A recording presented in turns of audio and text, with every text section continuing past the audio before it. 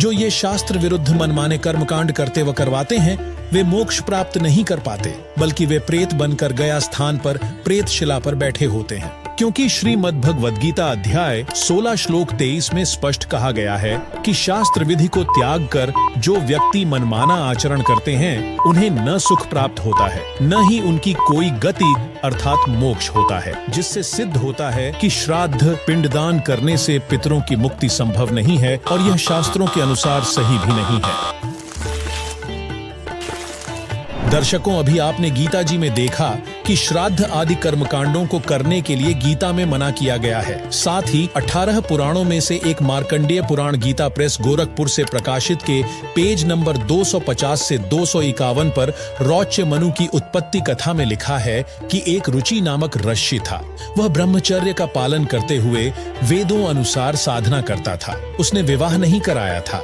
वह जब 40 वर्ष का हुआ तब उसे अपने 4 पूर्वज पिता, दादा, परदादा तथा तीसरे दादा जो शास्त्र विरुद्ध मनमाना आचरण करके पितृ भूत योनि में भूखे प्यासे भटक रहे थे, एक दिन उन चारों ने रुचि ऋषि को दर्शन दिए तथा कहा कि आपने विवाह क्यों नहीं किया, विवाह करके हमारे श्राद्ध करता। रुचि ऋषि ने कहा कि हे पितामहो, वेद में श्राद्ध पिंडदान आदि कर्म को अविद्या अर्थात मूर्खों का कार्य कहाँ है, फिर आप मुझे इस शास्त्र विरुद्ध कर्म को करने को क्यों कह रहे हो। पितरों ने कहा कि यह बात सत्य है कि श्राद्ध आदि कर्म को वेदों में अविद्या अर्थात मूर्खों का कर्म ही कहाँ है।